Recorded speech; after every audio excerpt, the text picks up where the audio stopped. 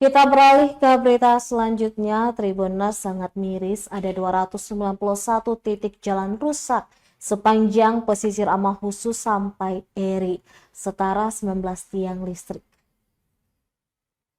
Kerusakan jalan sepanjang pesisir pantai negeri Amahusu sampai Dusun Eri, Kecamatan Nusaniwe, Kota Ambon makin banyak. Pantauan tribunambon.com pada Jumat 12 April 2024 kemarin sekitar pukul 1 siang hari. Terdapat total 291 titik lubang kerusakan sepanjang jalan Amahusu itu.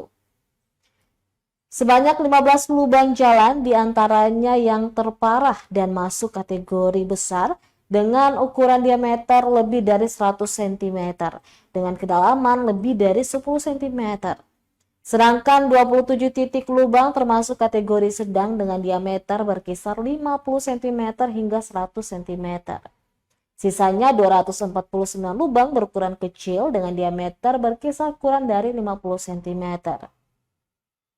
Jika diasumsikan 291 lubang memiliki diameter berukuran 50 cm dan jika dikalikan maka mendapat hasil sepanjang 145,5 meter.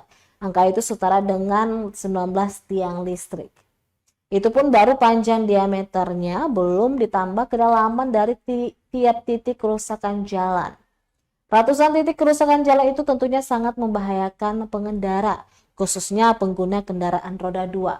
Kondisi itu diperparah lampu penerangan jalan tak menyala di malam hari. Selain itu, salah seorang pengendara motor, Hizkia Awai, mengaku banyaknya jalan berlubang juga mempercepat kerusakan di roda motor. Hizkia berharap agar ada perhatian serius dari pemerintah untuk secepatnya melakukan perbaikan. Download Tribun X sekarang, menghadirkan lokal menjadi Indonesia.